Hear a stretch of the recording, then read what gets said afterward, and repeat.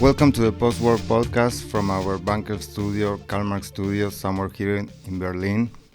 Today visit us TAT, Kathryn Richter. Kat, thank you for being here. Hi, Pablo. Hi, Sven. Hi, Karl-Marx Studios. Nice to see you. Kat, we met several years or a lot of years ago in Buenos Aires. I don't know, 15 or 20 years, I already forgot. But you were there living for a while. And at the same time, I found out later that you were writing about the scene that was going on in Buenos Aires at the time. And what led you there? How did you end up there when we met? I think it was around 2008, 7. I don't know. Just about, I think. Yeah. It was through mutual friends, I think, and maybe later we connected even more, I think. So, yeah, we have a long story going. And it's nice to reconnect with people on the other side of a planet also, which is super cool, because then you see that things have continuity, which I like a lot. Yeah, my idea back then was actually just to go somewhere else, because I finished working as an editor for an electronic music magazine called Rave. Yeah, you're a DJ, a promoter, and you also write. You're a music journalist. That's you right. write about electronic music. And back then I was actually just a journalist, but I was working as an editor full-time for at least 5 years, sitting in the office during the week. And on the weekends I would go and interview DJs and producers. And there were a lot of really nice perks about the non-stop work situation, that we could go to raves, and we were also invited a lot to write and cover events around the world, actually. So one work situation took me to Buenos Aires. Okay. And that's how. Yeah, that's how. So I was actually writing about a big event called South American Music Conference. I know it, yeah. Yes, and in the to prepare for it, I was actually really keen on finding out more about the local scene. And when I looked at the lineup, I didn't see that many Latin American artists. It was just European and North American big names. And there was also actually a conference around it. And so I was very curious about connecting more and deeper to the scene there.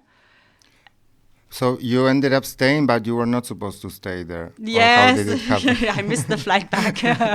Classic. Yeah, no, I actually managed to behave a bit, because that happened a few months before to me and in Serbia, and it was very traumatic actually.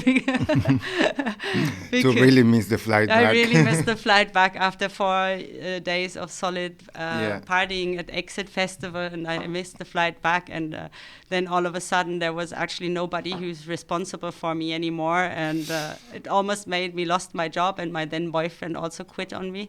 Wow. So I was really standing on the riverside there and saying, oh wow, this has been a real big fuck up in my life. These moments when you said, I'm doing some or several things wrong. Yes, what is this? So Buenos Aires was luckily enough not at all traumatizing, but it was a very beautiful experience. But beforehand I already knew that I would only go for 3 nights. And it was way before the globalization was taking us to places on a daily basis. Yeah. It was 2004. Yeah. And I already thought, like, well, I'm traveling to the other side of the planet for 3 days. I'm not going to do that. I really want to extend my stay. And I actually broke with my boss beforehand, and I went freelance working for the same magazine. Okay.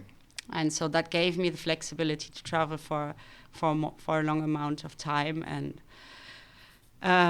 actually going freelance for the same mag meant that they would employ me again as a freelancer, but they didn't have to pay social security for me, and they didn't really... These were magazines, music magazines from Europe magazine. Or... It was called Rave Line. It was at the beginning of the German dance music scene. There was Groove, Debug, and Rave Line, and also for for smaller cities. There was magazines called Flyer, and there were another formats that were like more pocket formats, and also one called Mushroom for the trans community. Of course. And it was actually a big thing to have press, like that was the moment when there's still print being the medium where information was passed, like flyers. Of course, it has this, I don't know what to it, that it makes you a bit nostalgic when you think that is not so popular anymore, like magazines about the topics you like, for example. It's crazy because they're collector's items now, and it's also interesting that we didn't have internet when we were like working in the world office. Before internet. Yeah, and we were like, there was internet, but we were receiving the promos by post, and it was vinyl, and we were receiving the photography for the print by post, and then we scanned it, and then everything was like set like semi-digital, but it wasn't like now. So it was a different pre-time, and so it was actually also a moment when electronic music took to global stage. So it had a massive market. Love Parade accumulated 1 million people that year, which is like a massive street parade in Berlin. Yeah, exactly. And there was a massive market, and there was also a big sellout going on in the scene, of course, and there was money. Yeah, of course. Yes. And what made you stay in Buenos Aires? That's a very good question. It was a combination of things. First of all, I already knew I was freelance and that they kicked me out of the office, but I was still having work. This kind of work meant that I would have had to start my own company, my own business as a writer. And I felt I wasn't ready yet to embrace the German bureaucracy around it. And I really wanted to live somewhere else. So after I had saved up for turntables during my work years, I also always saved up for like maybe like buying myself a van and then driving somewhere. The hippie dream. The hippie dream, exactly. And then I realized, no, maybe I should just go and work and live somewhere else. And wherever my job took me, I was like, oh my God, Serbia. Oh my God, Ireland, I love it. Oh my God, India is so cool. Like whatever. I really had nice trips around the planet, and I was always ready to embrace it and said, well, I could go somewhere. It's cool. It's very good to have this commitment with your feeling when you feel that, because not everyone would like just stay in a place, that visit briefly.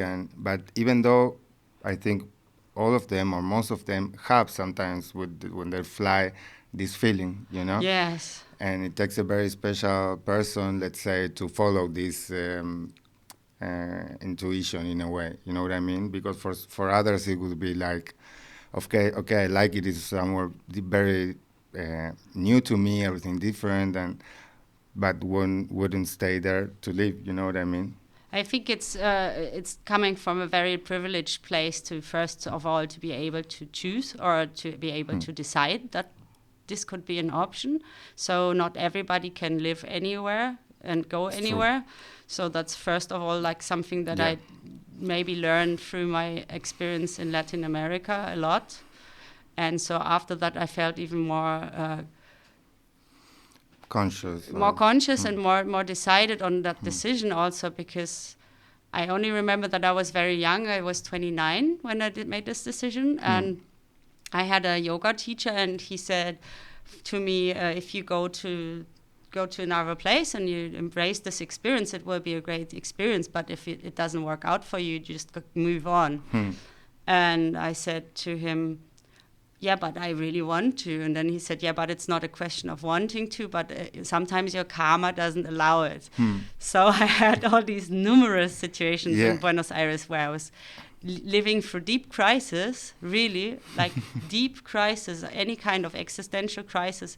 And in every situation like that, I was always like recalling the words and saying, my karma will allow it because I want this to work out for me in the end. I have to say, I don't think there's a karma strong enough to go against like Argentina's cyclic crisis, but... And you stayed there for almost a decade. Yes. That it was never planned to be any kind of cycle of time.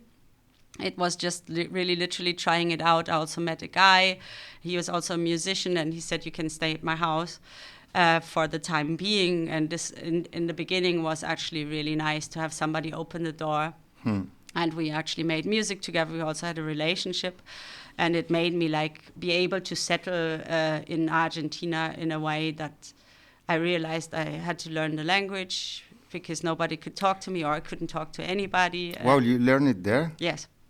DIY. So DIY speed, yeah. Wow. But I have some really, I was doing a lot of photography in this moment, and I have some really good situations where I realized that I portrayed everybody who opened a little door to me, talking to me, because I was always on my own walking the streets. I lived in Tigre at the beginning. Yeah.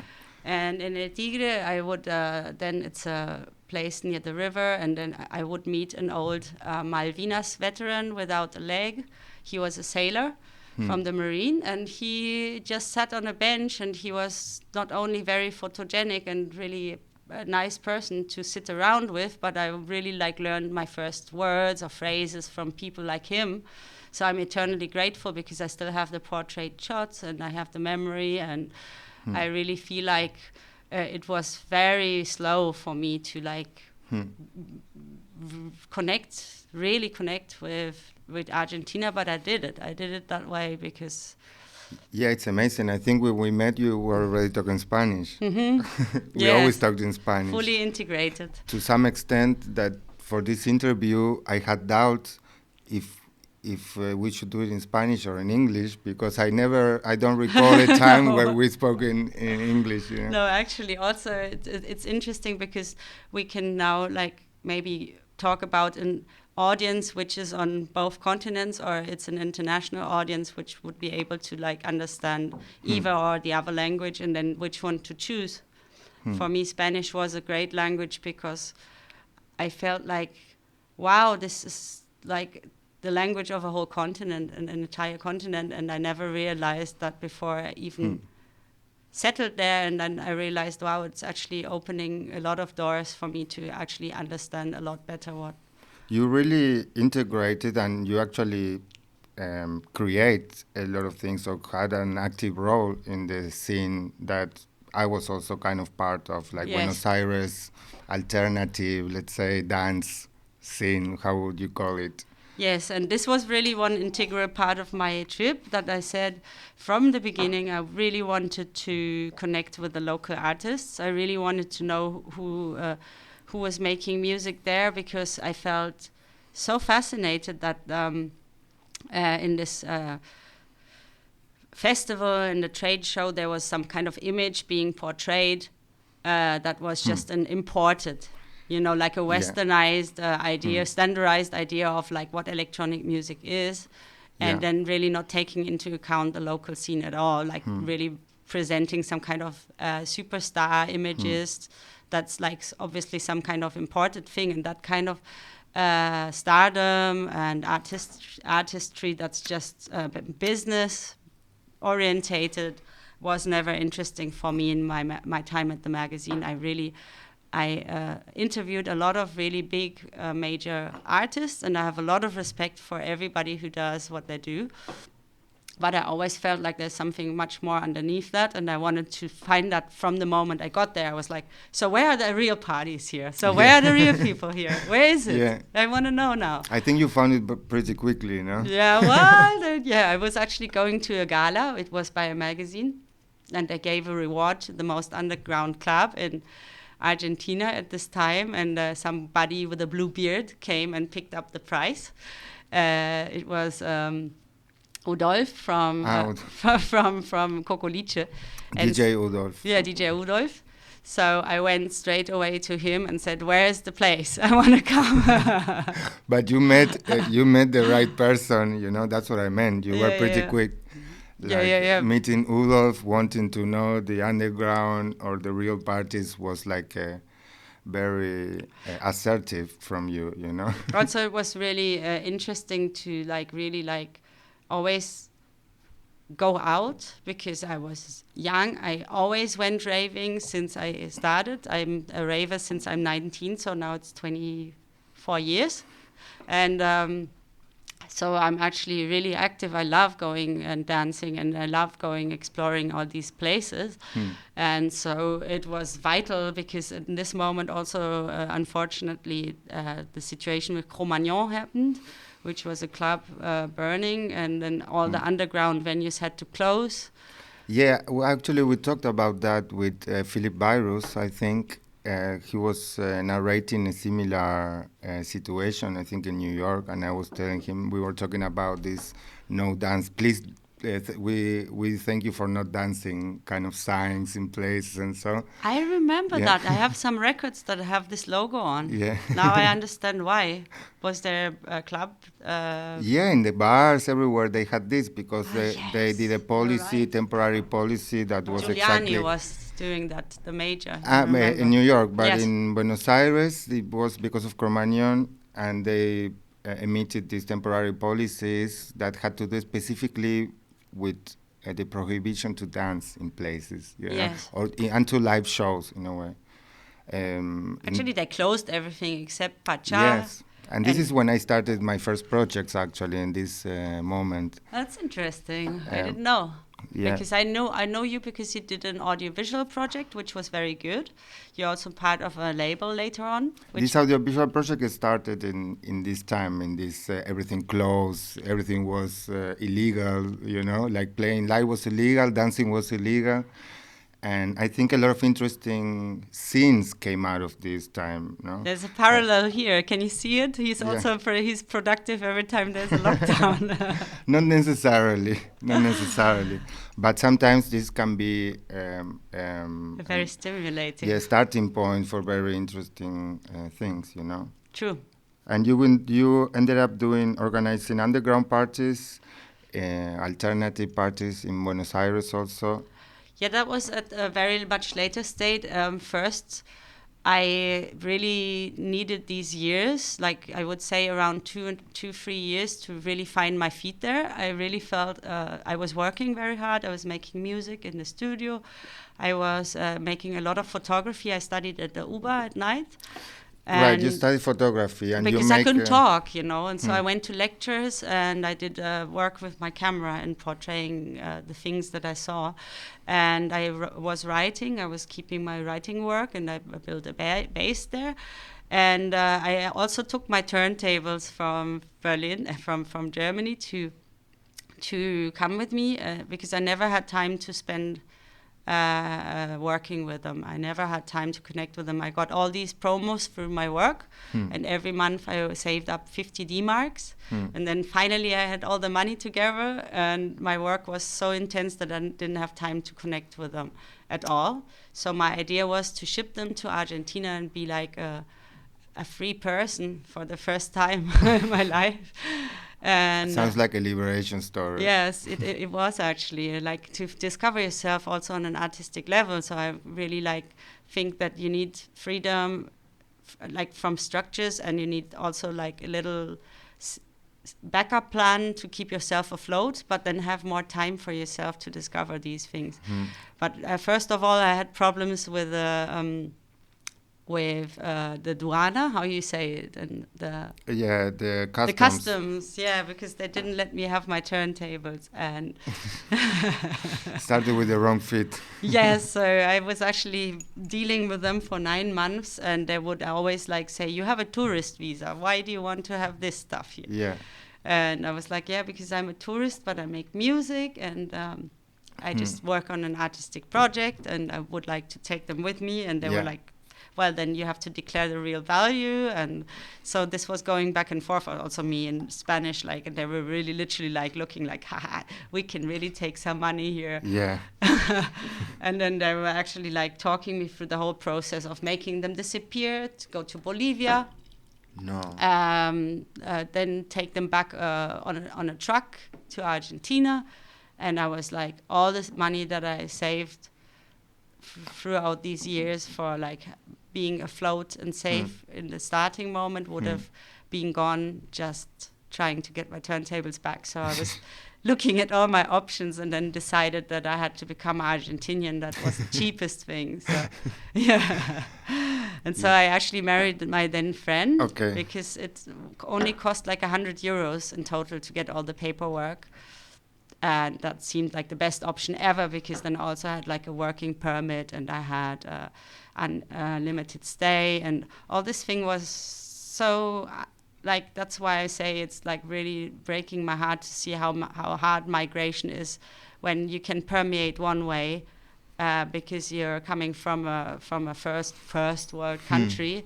But then when people want to do the same thing and just be free and liberated and just unrestrained, and they can't do it, it's very unjust. And that's why I'm also like standing up for like this kind of like migration through artistic connection, you know. And I think music is a connector, and so you are doing a lot of things and have a lot of projects related to this kind of activism.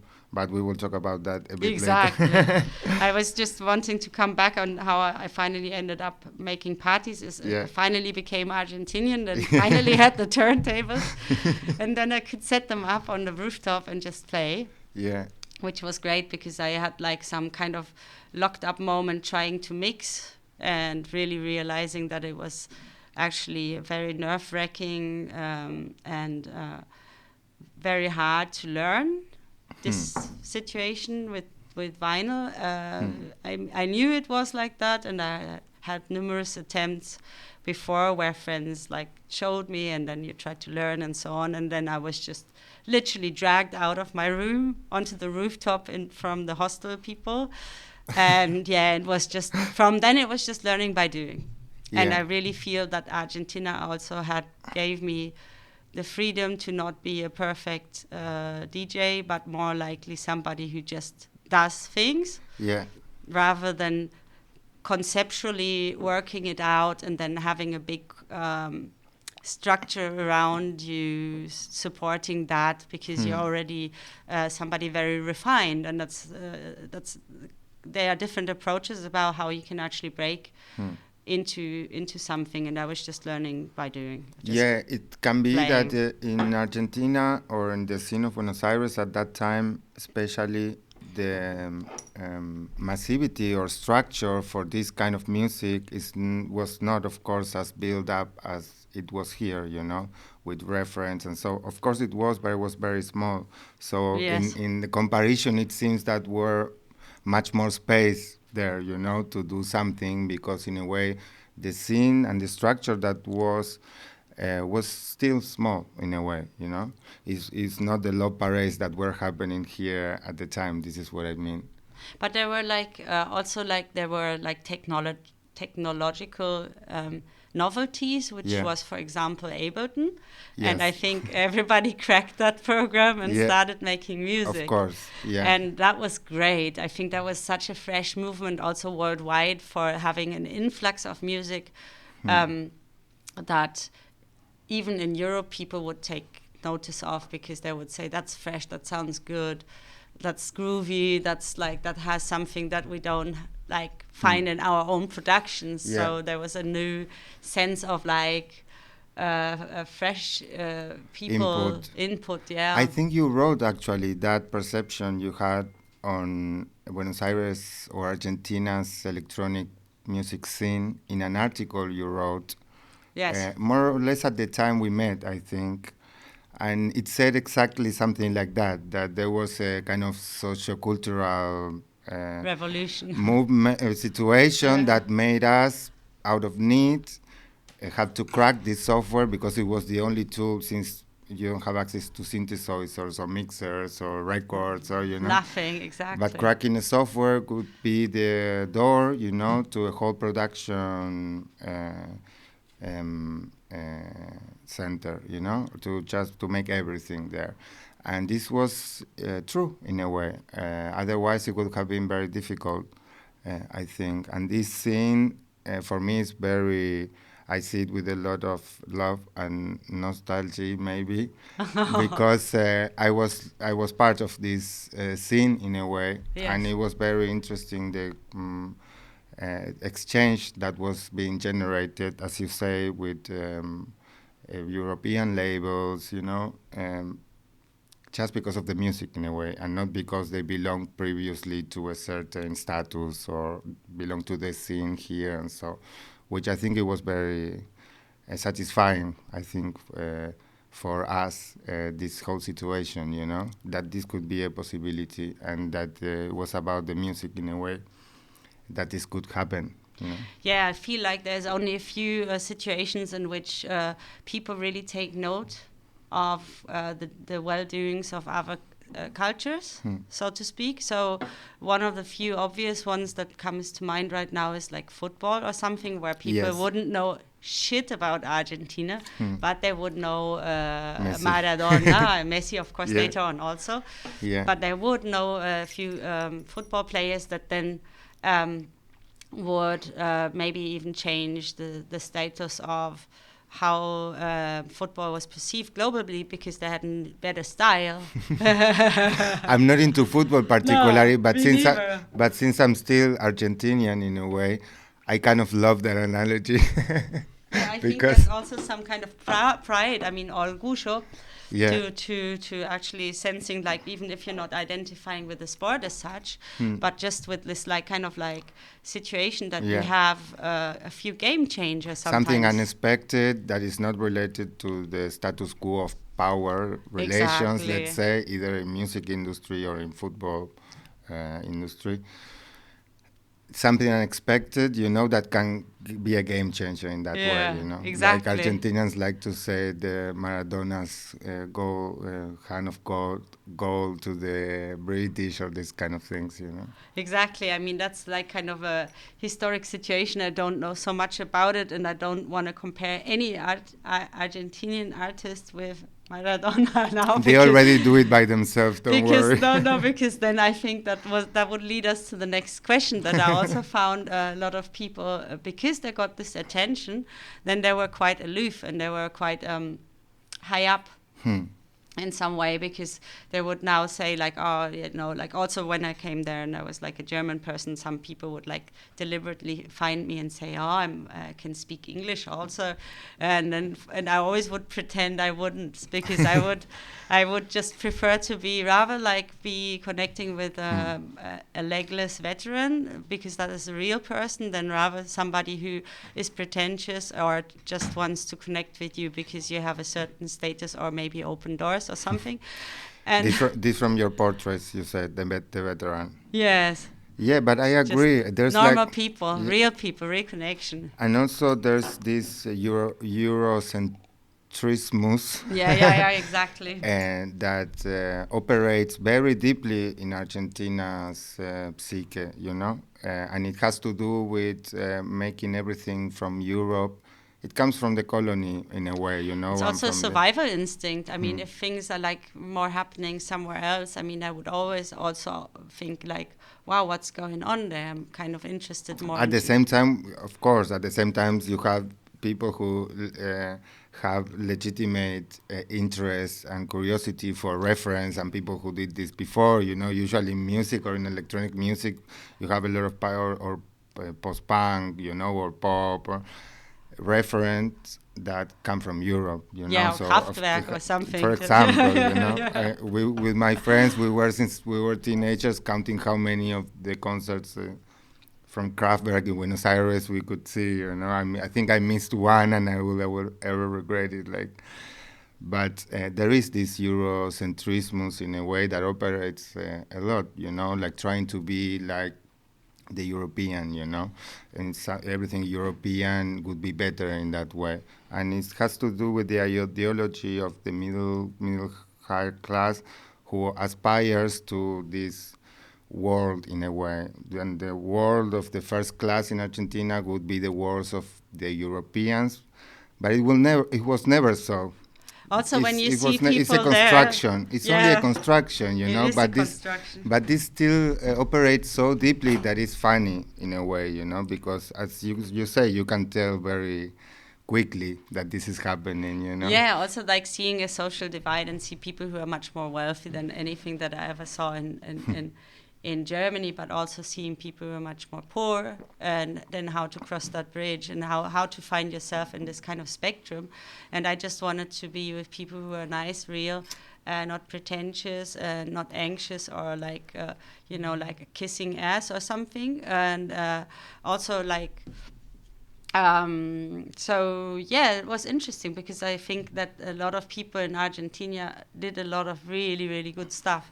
But apart from being a good artist, what is it that makes a good scene? Is it that you make music together? And I found that very stimulating to see there were a lot of people who influenced each other, who had a good style or who had something good musically, and then they connect via this vibe. Yeah. And that was This is the good strong. part. Let's say this is definitely the good part when it allows new connections, new exchange, growing aesthetics, growing cultures in a way, Also, I think then people in Europe took even more note because it wasn't only one person who makes good music, there was a whole lot. And it was like, wow, who are these new generation people? And that's how I think a lot of... Now we are old generation, but at the time... yeah. But at the same time, it's interesting because there were like other people who were making electronic music before. We even like, I don't know, started. And I think that some of them were very friendly and also very open-minded. And some of them maybe were kind of crazy. Some of them were like also with their own personal situations, like that's also like part of the personal paths that everybody takes. But what I found interesting and fresh at this moment was that there were also few places to make party. And one of the places that I really liked, or the locations that I really liked, was parties that were made by a label called Airdrop. And that was a guy who was also like kind of coming from all different places and then uniting all this spectrum of artists and then really creating a party that would go with it.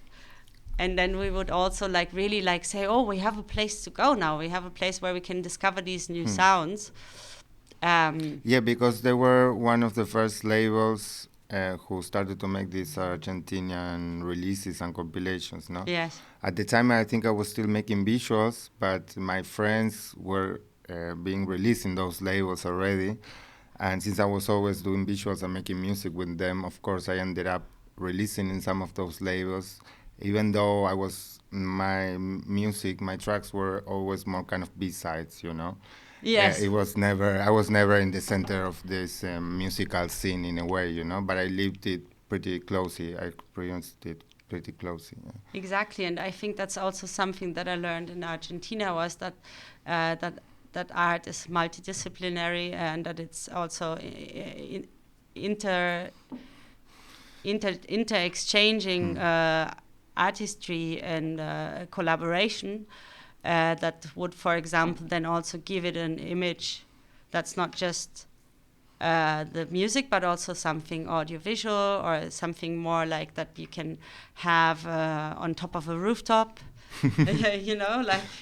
like also really like taking into account the spaces because the clubs weren't really like available or equipped or in some ways not really like down the same alley with the vibe. Yeah.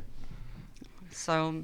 And your parties that you start doing, then you feel like reflects what you wanted, like as a counterpart for that. Yes.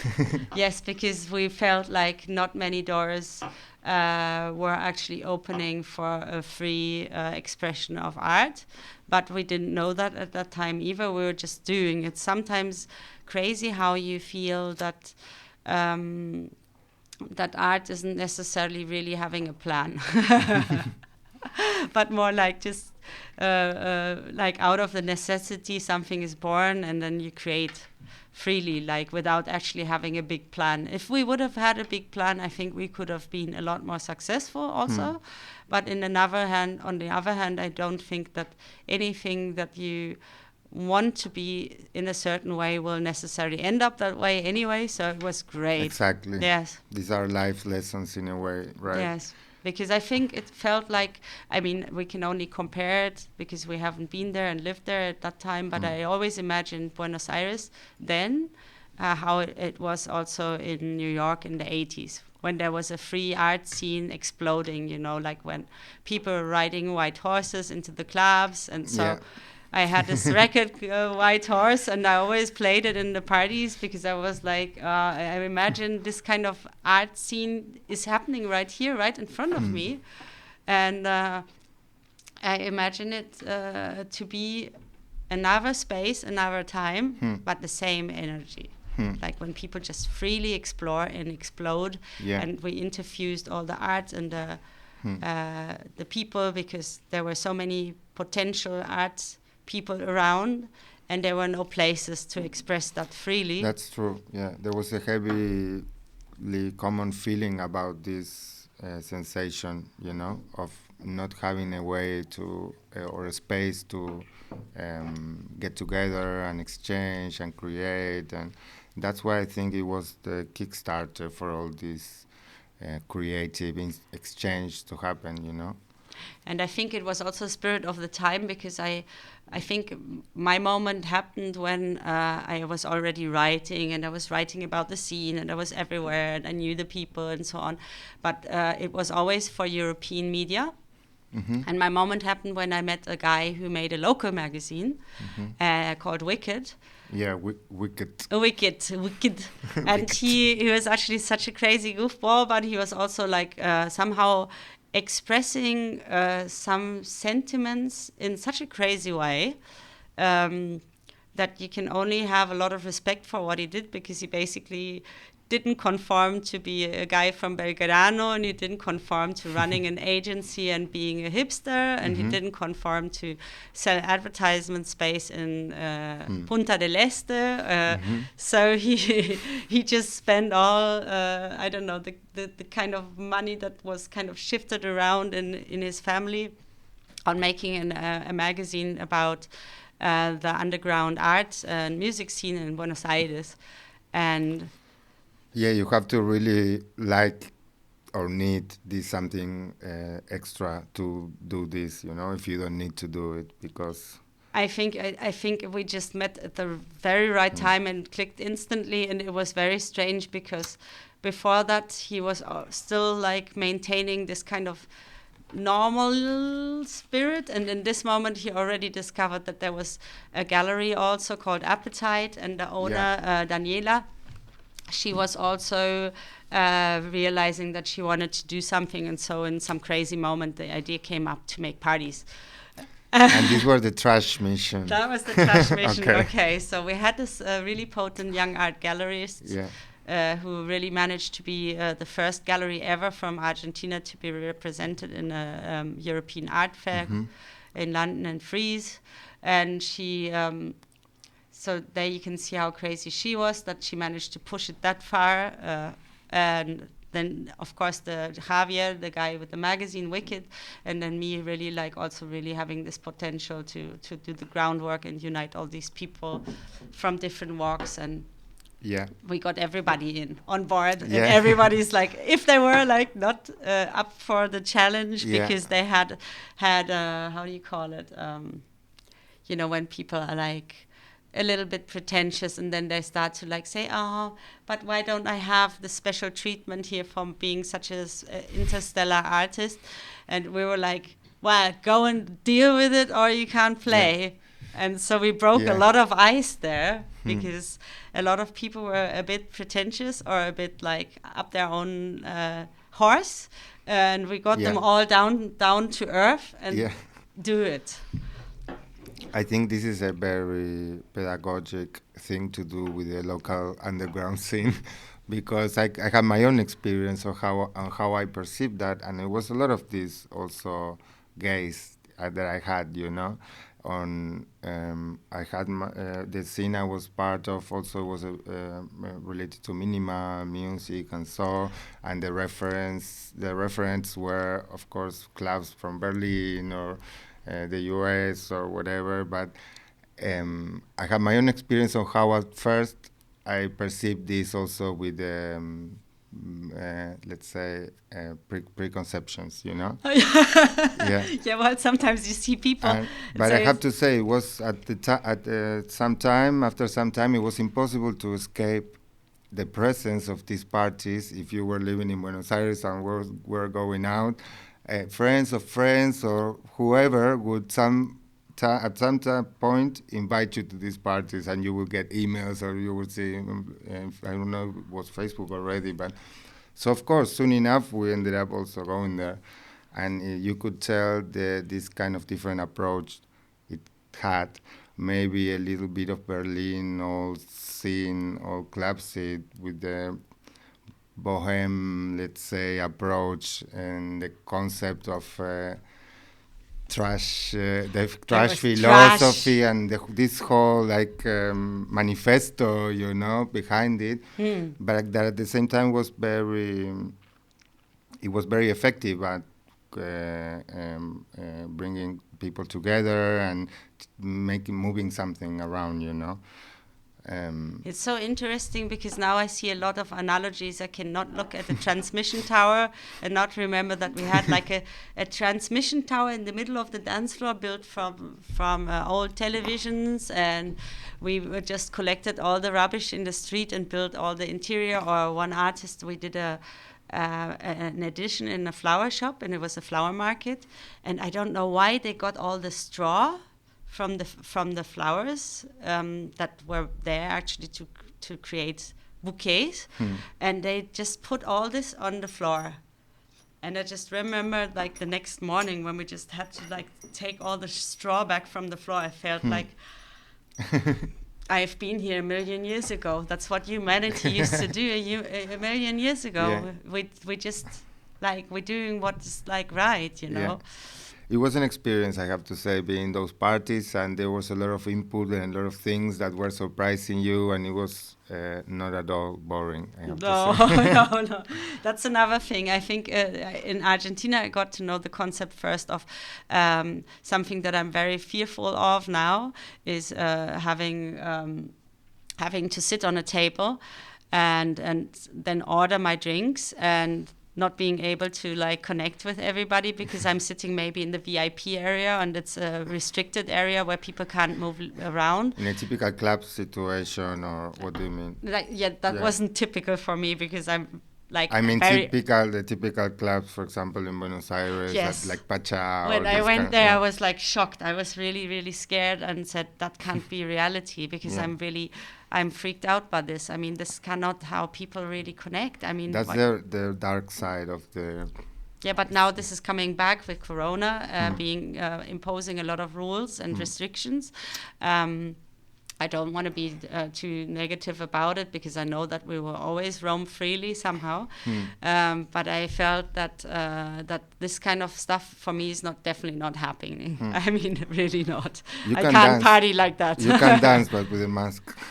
No, I mean, back then even, I mean, you can't dance sitting with a champagne cooler and thinking about that you paid $150 to come in. I mean, that's not party Well, for but me. this was the inequality that you were saying it pisses you off, for example. That doesn't have anything to do with what you met at the origins of the rave culture, for example, when you were a teenager. It's the exact opposite. Exactly, And just be free in a field, have a sound system, and dance together till the sun comes up. That's how it works. Till the sun.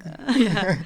Ooh, and I think really believe deeply that this is something we intrinsically know as humanity, and it will always connect us. And the music also, so it's a powerful situation because I think that's why it's also very heavily restricted and controlled from the very beginning. It's not like now that people want to lock down parties. It's always been like that in the 90s. Yeah, exactly. And this time after Cro-Magnon in Buenos Aires, for example. It's good. It's good to really point out that there should be a protocol of security to protect people, to protect them from dying of thirst, overdosing, from sexual violence, from other violence, also between men and gangs. And it's very important to have a protocol about security. Of course. I think the role of the state is exactly this, to give a warranty that you will be protected in all these aspects, you know. Also, we as people, we also should really watch out for each other. So if you see somebody lying around and they seem to have a bad time, you should always go up and find out if they are all right.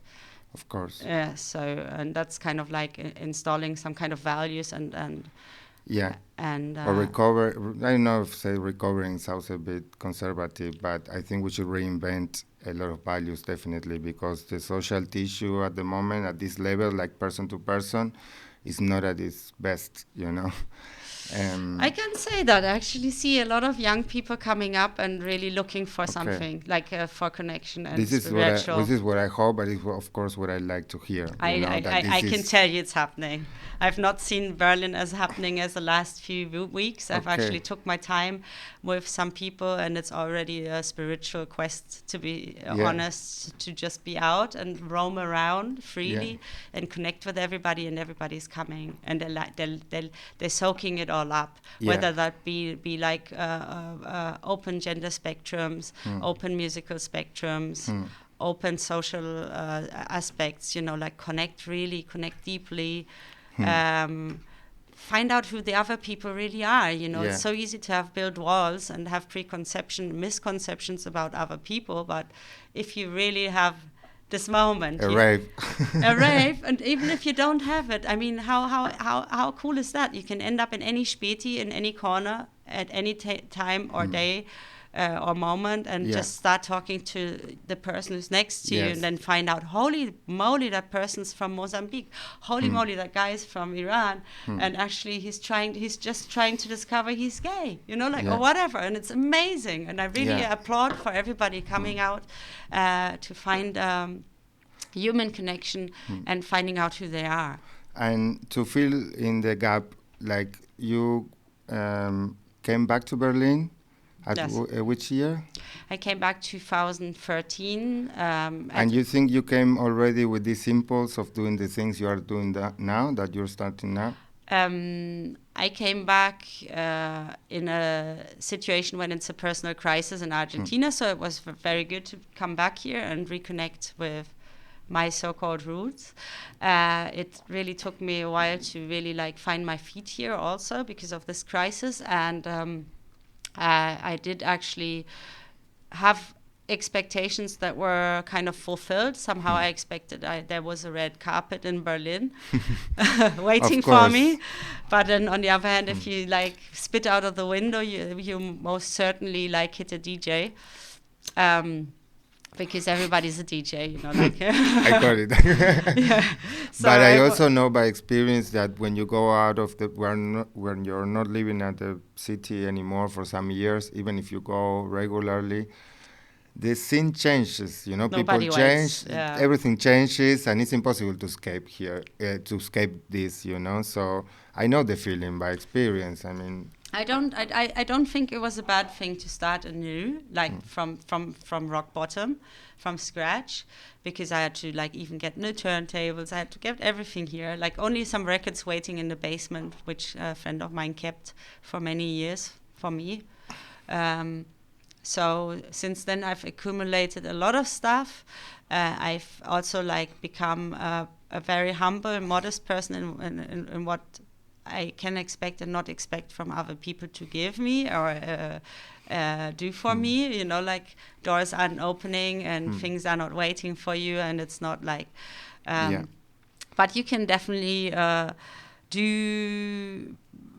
proudly represent something that you stand for, and I really feel like a lot of things haven't picked up the way maybe they did originally, but on the other way, it also felt for me like I was actually studying the local DNA again and again, because I'm also from Berlin. I was born there, and I found myself on the exact same corner as my great-grandfathers in Berlin by chance. So I felt like there's some kind of unfulfilled prophecy here, I really feel okay, there's some kind of family secrets, there's some personal story that led me here. There's the music surrounding me everywhere. There's people who are so highly professionalized. There's people coming from all over the world. I mean, I was back in the days when Old Tresor was still there. It was the first time I ever met people from Japan there. That was the first time ever. Yeah. And now you can go anywhere at any time of the day, and you will meet people from all over the world. Yeah.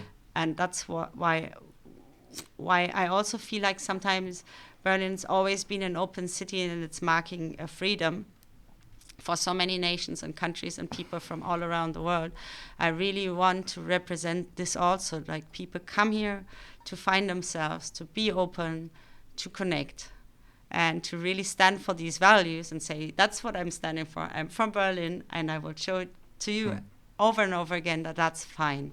You think it's possible that Berlin keeps being this a special, let's say, existential place for artists and etc., without this factor that, to be honest, also this same movement makes you a bit part or guilty of gentrification, for example, and a lot of processes that have to do with economy that it doesn't have a good effect, you know? It's a very, very good question. I'm actually an artist, and I'm on the very low part of the food chain. I'm actually squeezed to death by economic crisis, just as any really precarious person. Like, we are in a precarious situation as artists, and I never managed to establish myself to a degree where I can proudly say I made it. So that's an ongoing quest also to how to make it in the German system.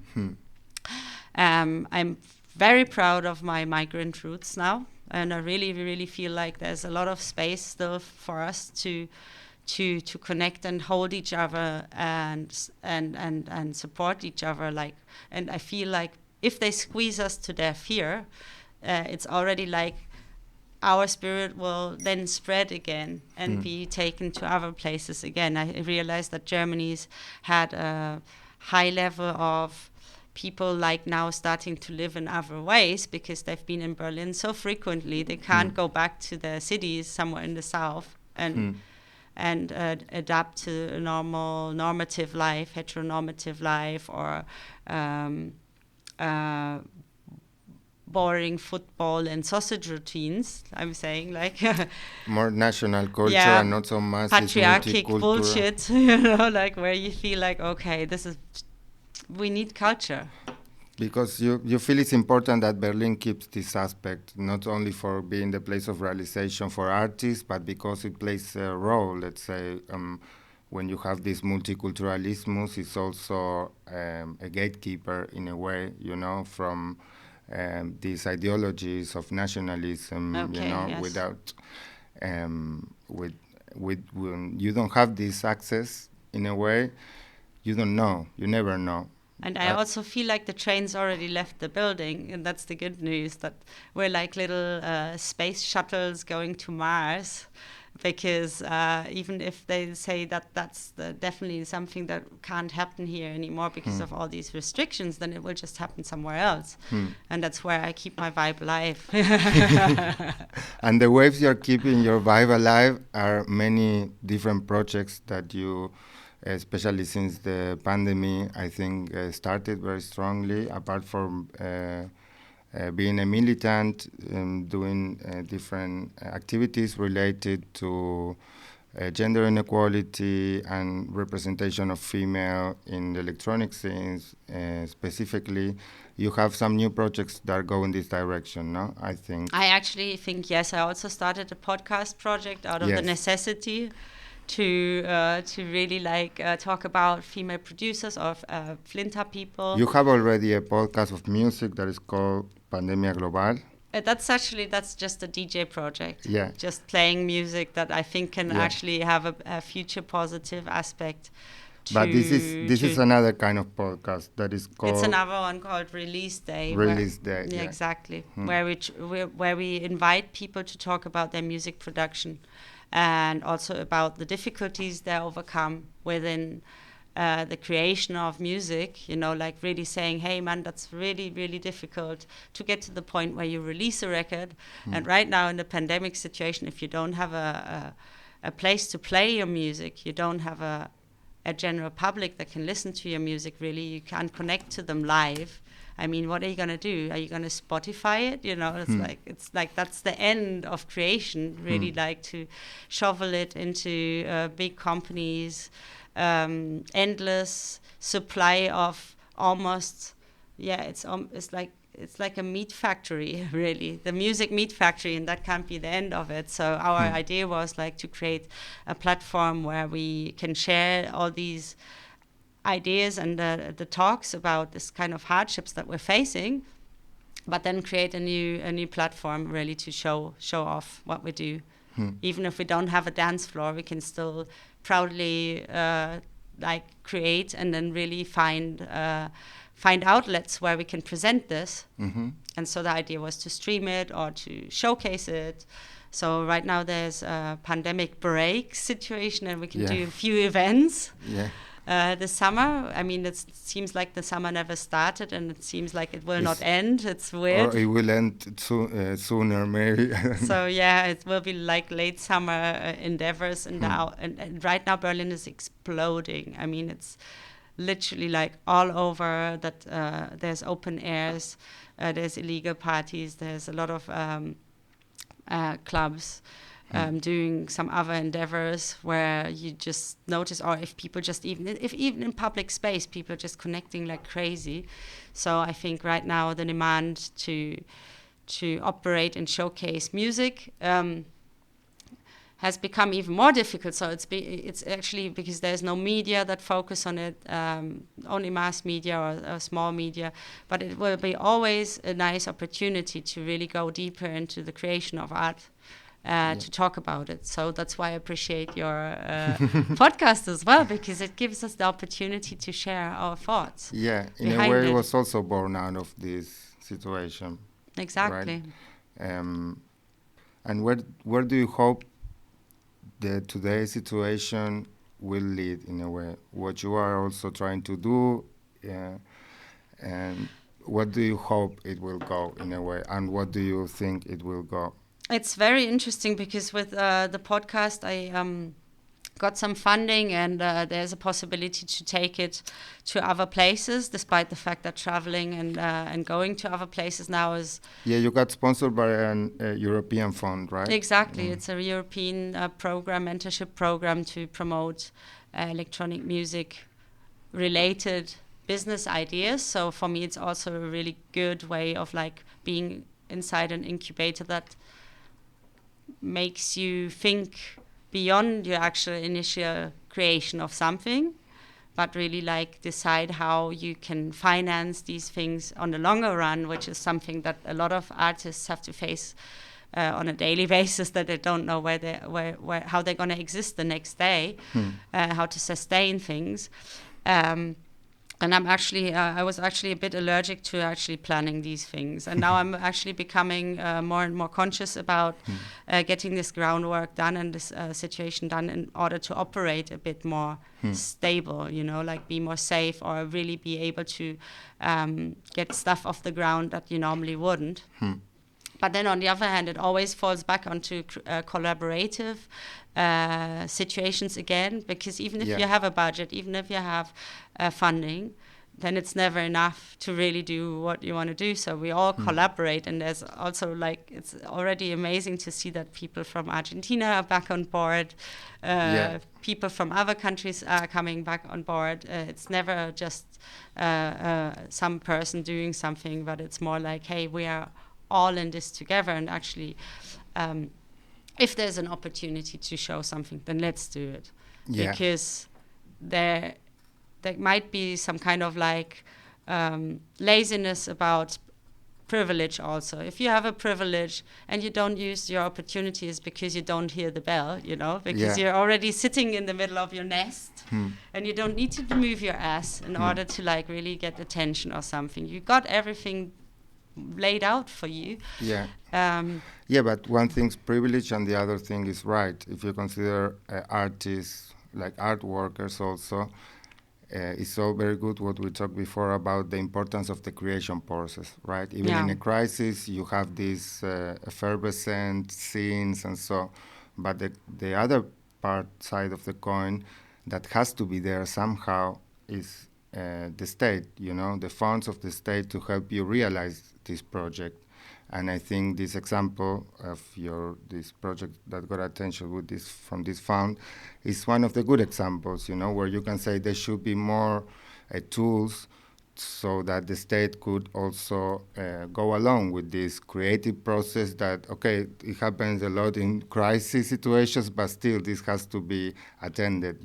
Well, I don't think that we can, in any kind of institution or in any kind of state situation or whatever situation, private situation, there's always humans behind it, and humans are very complex. There's not just black and white, so you can always find allies. You can always find people who are down with your ideas or secretly move just a tiny cogwheel in the system in the direction where things should be going, is despite the fact that you think everything is so fucked up. Everything's so fucked up and speaks against it. Yeah. Never give up that hope. And also creation is also, as an artist, I can really say it's also like a way of creating mental stability and sanity for yourself, because if yourself do something that makes you happy and you can also do that with other people and they're also happy, then you're creating a system there. Yeah. A system of like well-being, and that's, I think, that kind of thing is like secretly people hope for that. You will always find them within socialism, within communism, within fascism. There are always some people secretly trying to help you. And the role you are taking actively right now has to do with steering this ship in a way of balancing something that is very unbalanced, that has to do with representation of LGBTQ and migrant community. How do you feel about this? Do you feel optimistic? Because you say everything speaks you against it in a way, against you still making this fight, No, I think everything speaks for us, because I feel like there's so much. I feel like it's like when you speak of a spring, when you speak of like a blossoming of something, when you feel like there is something coming that maybe previously you didn't even notice. All of a sudden, through the snow, there can be some green pushing through, and it can happen any moment that there's the energy for it. And I can feel that within the people, that it just takes a tiny encouragement, and people will blossom. They will come out. They will be the people who they really want to be. And that can be sexually, that can be socially, that can be in any kind of way. Like, nobody wants to be an asshole and suppressed. I think secretly people, if they would really live the way they want to, they would not hurt people and they would not obstruct people. I mean, that's a very dark energy and power that's all over the place. But I think if you let yourself be free and not think about the concepts and the systems, then I think everybody would be happy to do something that makes them happy, and that also makes other people happy, and so on. And if that's embroidery, or if that's, I don't know, making good food, or whatever, just enjoy that. It's a very nice idea, and thank you for that. Yeah. And thank you for being here. Thank you too. Thank you. If you want to read or watch or listen more about TAT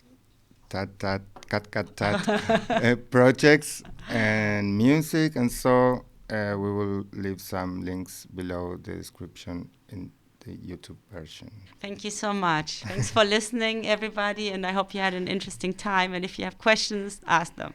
Thank you for listening. Bye.